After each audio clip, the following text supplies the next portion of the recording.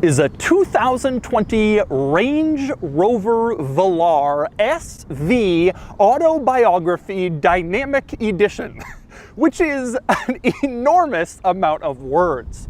But it's also the high-performance version of the Range Rover Velar with a supercharged V8 that makes 550 horsepower and a sticker price of just under $100,000. And today, I'm going to review it. First, a little overview. Now, Land Rover now makes 7 SUVs, 7, but the Velar might just be my favorite. Think of it as the sportier, better-looking alternative to the more practical Range Rover Sport. This is basically Land Rover's version of one of those coupe SUVs, like the BMW X6 or the Mercedes-Benz GLE Coupe, except that this is far, far better looking. The entry-level Velar starts around $57,000, but you don't really want that one. It comes with a pretty mild 4-cylinder that makes around 250 horsepower. Most people upgrade to the supercharged V6, which has about 340 horsepower and sends the Velar from 0 to 60 in 6.1 seconds, which is respectable. But if you still want more speed, there's this. This is the Velar SVAutobiography Dynamic Edition, which is just a ridiculously stupid long name. BMW has M, Mercedes has AMG, Land Rover has SVAutobiography Dynamic Edition. But if you can get past the name, this car really delivers. Like I said, supercharged V8, 550 horsepower, 500 pound-feet of torque, 0 to 60 in 4.3 seconds. This is basically the ultimate performer in the Land Rover lineup right now. It has about the same numbers as the Range Rover Sport SVR. Of course, it's also expensive. This version of the Velar starts around $91,000. This one has a sticker price of around $95,000, but you can easily get over $100,000 with options. And today, I'm gonna find out if it's worth it. First, I'm gonna take you on a tour of this Velar and show you all of its interesting quirks and features. Then I'm gonna get it out on the road and drive it, and then I'll give it a Doug score.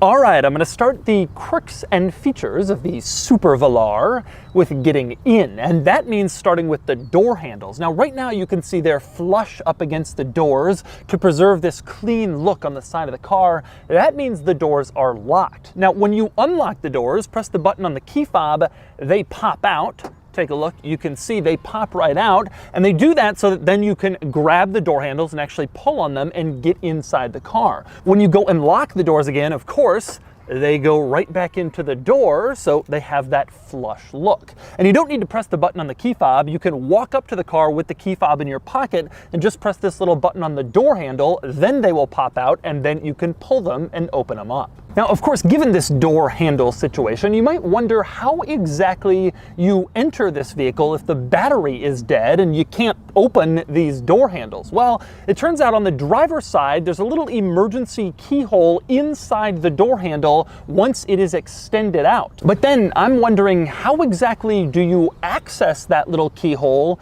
if the battery is dead or the door handle breaks and you can't get it to extend out? How do you get into the door handle? I'm sure there's some process, but it seems like it would be confusing or maybe difficult. If you have one of these, you better just hope your door handles work.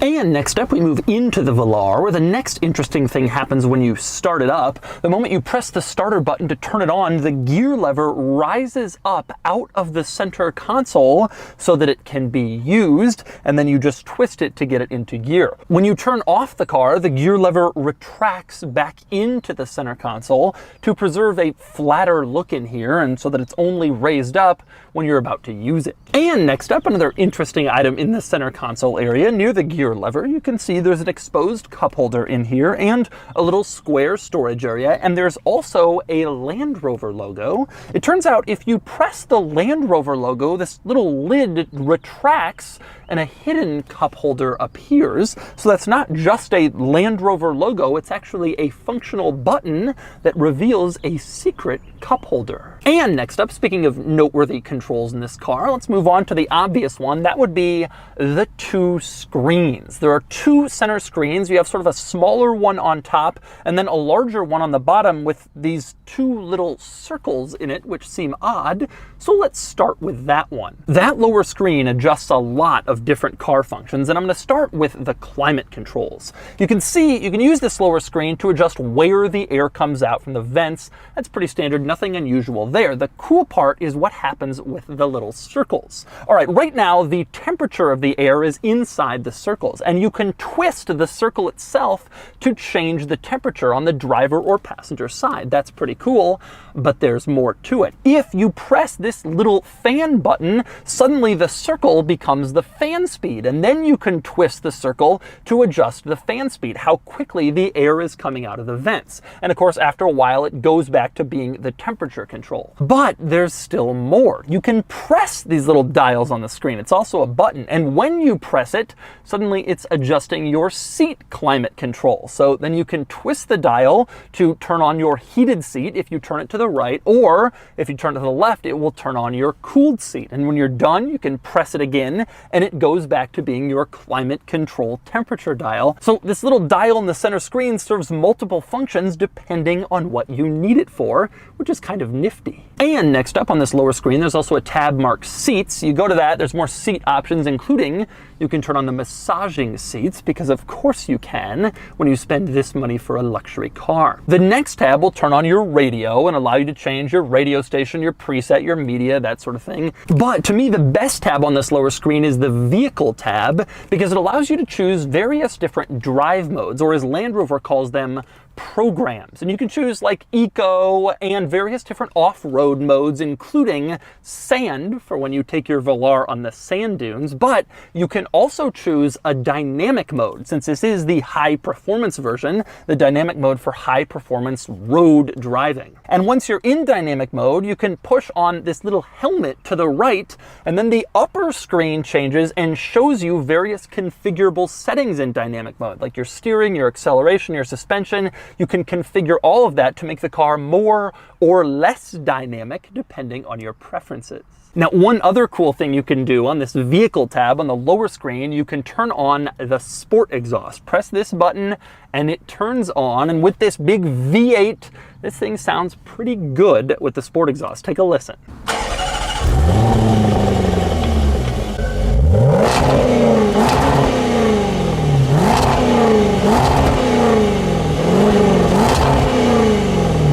And next up, we move on to the upper screen. Now, this is a fairly standard Land Rover infotainment system. It's in other Land Rover models, even if they don't have the configurable lower screen setup.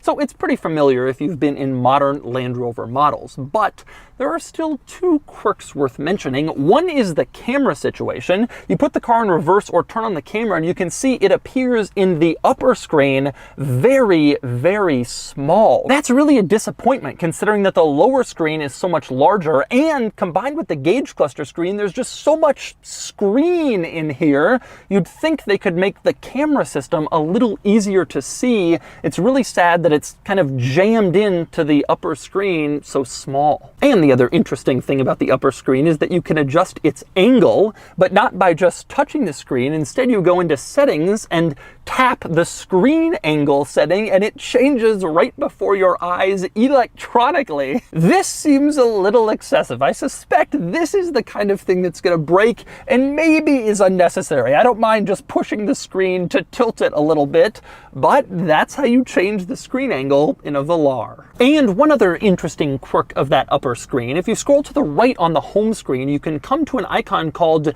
Vehicle Dimensions. You press it, And it literally shows you your vehicle dimensions. I guess if you're wondering how tall you are, or how long your vehicle is, well, you can find that out while you're driving along. I think the thinking here is that this car has different suspension heights based on what mode you're in, and you might be worried you're too tall to fit somewhere if you're in the highest height, so it actually tells you how tall you are in whatever height you're currently in. But still, I've never before seen a car that shows you its dimensions on its infotainment screen. And finally, we move on to the gauge cluster screen. This isn't as notable as it was when the Velar first came out a couple of years ago. Everybody is using gauge cluster screens now, but the Velar has one too, and you can see it has your speedometer and your map right in the center, and you can use it to see various other different items, your radio, your settings, that sort of thing. To me, the most interesting thing about the gauge cluster screen is how you adjust it. You have little buttons on the steering wheel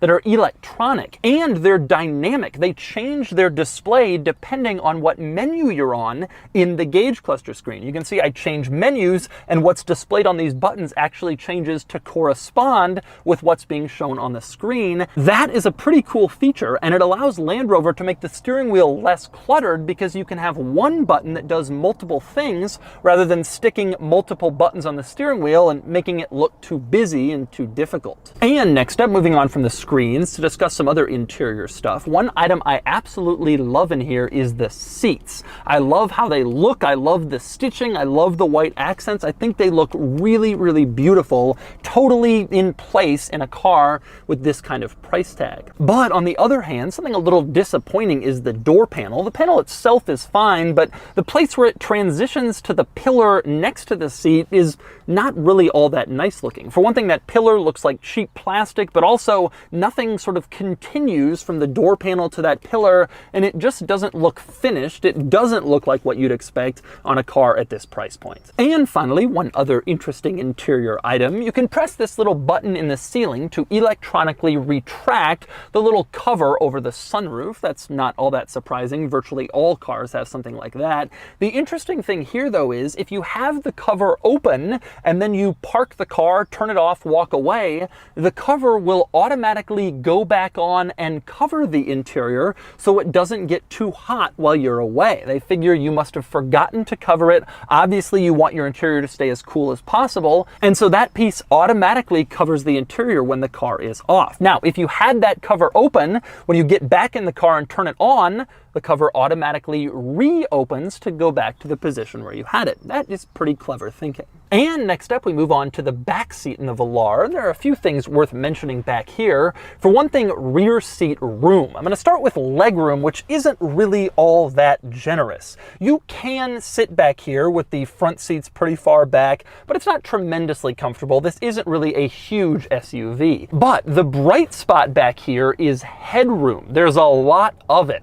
Unlike those coupey SUVs that slope back like the GLE Coupe and the X6, the Velar has a flat roofline, and that means more rear seat headroom. I can sit all the way up, and I have no problem with my head and the ceiling. There's ample headroom back here, which is nice. But there's also more to talk about back here. For one thing, the rear seat climate controls, which operate quite a bit like the front ones, meaning that you have the same dials back here. You twist them, and that will change your rear seat climate control temperature, which is a pretty nifty little trick for the back seats. And again, if you push the dial, now you're controlling your rear seat climate control. You turn it to the right and you can turn on your heated seat to various different levels. Although it's worth noting there is no rear cooled seat back here. You only have heated. Now also in the rear seat climate control area, you have a little electronic pad in the middle that allows you to direct where you want the air to come out and to adjust your fan speed. You do that in that little pad rather than using the dials. And next up, another cool feature back here, you have a rear seat back recliner. You can see the rear seat back will electronically go forward and backwards depending on where you want it for your most possible comfort. The strange thing about this recliner is the button you use to operate it, which just looks terrible. This looks like a 1990s Ford window switch you would have seen in a base model Escort, and I actually think that's where it came from. But either way, you won't really be seeing that button when you press it to recline the seat forward or backward, so I guess it doesn't really matter all that much. And next we move on to the cargo area in the Velar, where there are a couple of interesting items worth note. One is under the floor back here, you have the spare tire, which is the world's most annoying spare tire, bright red. I swear they paint it in this color primarily just to shame you. You walk up to your car and you think, oh, it's so ugly, I'm so embarrassed, I have to take it into the dealership and get this fixed. And so that's why they do that. Obviously also to remind you that you're on a spare tire, and so you shouldn't go too fast before you get the real one put back on. Now, the other interesting thing back here is the cargo volume, which is surprisingly generous for a vehicle like this. Far better than those slopey roof coupe back SUVs. In fact, the Velar has almost 20% more cargo space than a BMW X6 with the rear seats folded down. That's another advantage of this design with the flat roof instead of that coupey little curved look that the other ones have. And speaking of the BMW X6, let's discuss styling for a second, because this is a really nice looking SUV. Really well done, beautiful lines, perfectly proportioned. It looks fantastic. I remember when they first announced the Velar, and I was thinking, do we really need another Land Rover or Range Rover model that size at that price point? It seems like the lineup is just too full. And then they showed the pictures and it was like, yeah, that'll do. We can handle that one. And in real life, it looks just as good as in the photos, especially with the big wheels and the good trim looking like this one. In fact, it looks way better than those slant back coupe SUVs like the X6 and the GLE coupe. And it's harder to create a vehicle like this. An X6, you just take the front end of the X5 and change only half the car. With this thing, you have to change everything. It's a totally new look, but that investment is worth it. It ends up looking much, much better than those half-hearted coupe-back SUVs. This is one of the best looking SUVs on sale. And yet they have to saddle this beautiful SUV with a ridiculous name. SVAutobiography Dynamic Edition. Why? Why not just call it the SVR? We already know what that is. You use it on other vehicles. SVAutobiography Dynamic Edition. Are you trying to make your name as long as possible so people will make fun of you? It's just stupid. And finally, we move under the hood. Like I said, supercharged V8, 550 horsepower, 500 pound-feet of torque. Although the thing that surprises me most is that there's no plastic cover over everything under here, which is very unusual for a modern luxury vehicle. Everything is exposed old school style, so you can work on your Velar. Now, it's worth noting that this is not the most powerful model in Land Rover's portfolio. That would be the Range Rover Sport SVR, which has 575 horsepower. But the Sport SVR has a starting price that's about $25,000 more than this Velar. And the numbers are the same. It's a bigger vehicle, and so 0 to 60 is the same 4.3 seconds as this. And this is better looking. So it's cheaper, it's just as fast, and it has only a little bit less power. To me, this kind of is the ultimate performance vehicle in the Land Rover lineup. And so those are the quirks and features of the Range Rover Velar SV Autobiography Dynamic Edition. Now it's time to get it out on the road and see how it drives. All right, driving the Velar.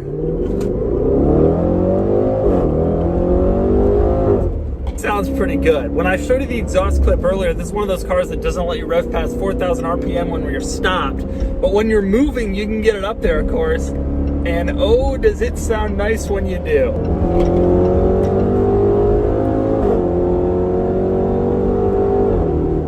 Now, I first reviewed the Velar about 2.5 years ago when it first came out in the DC area. It was the hottest new car. And there haven't been that many changes to the Velar lineup since then until now we finally have a V8 version. And not just any V8, 550 horsepower. I mean, this is the boss. Oh, yeah. One of the things I absolutely loved about the Velar back then was how light on its feet it felt.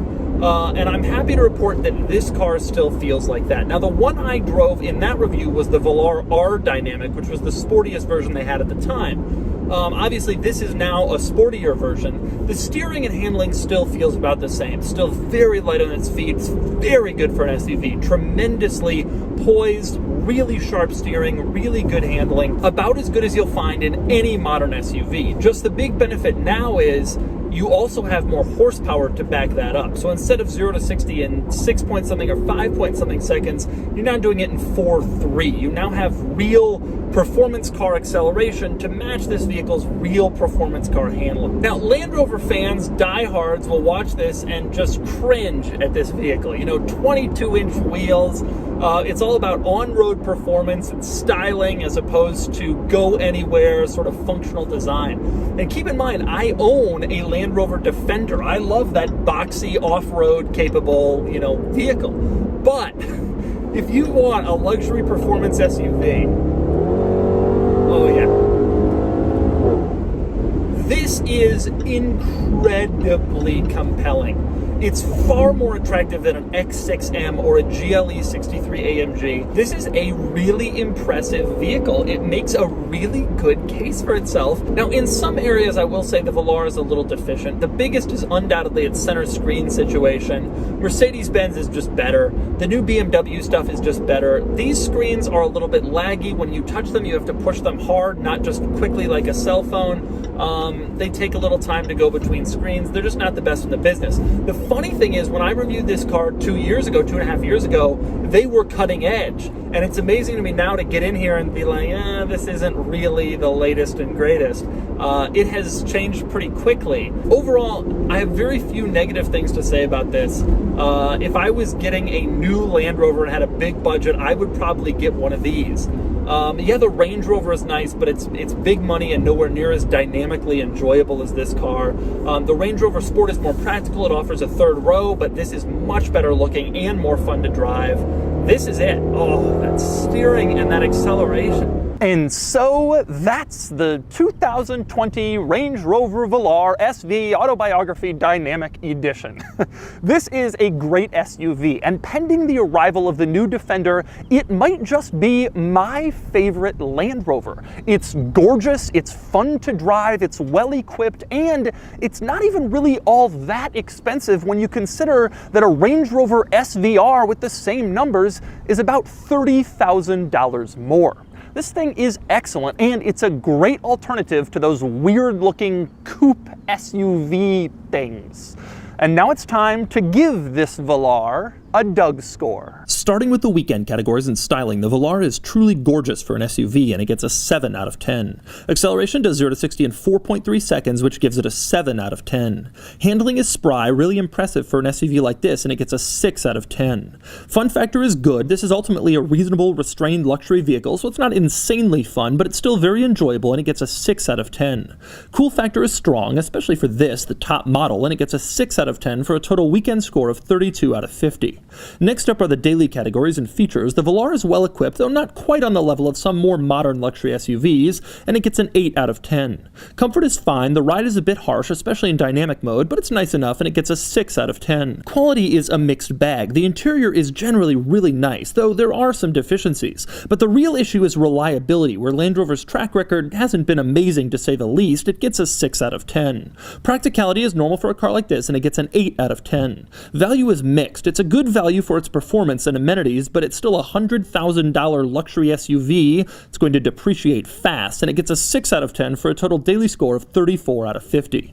Added up, and the Doug score is 66 out of 100, which places it here against some rivals. I've driven basically everything in this category at this point, and the Velar is really, really competitive. Basically, the only vehicles that score better cost way more money. One exception is the BMW X3M Competition, which ties the Velar. The Velar is better looking and has better tech, but the BMW is faster and doesn't have to contend with Land Rover's reliability record. The Tesla Model Y Performance also beats out the Velar. The Tesla is definitely the more sensible purchase, but the Velar is far more attractive, it drives better, and oh, that sound.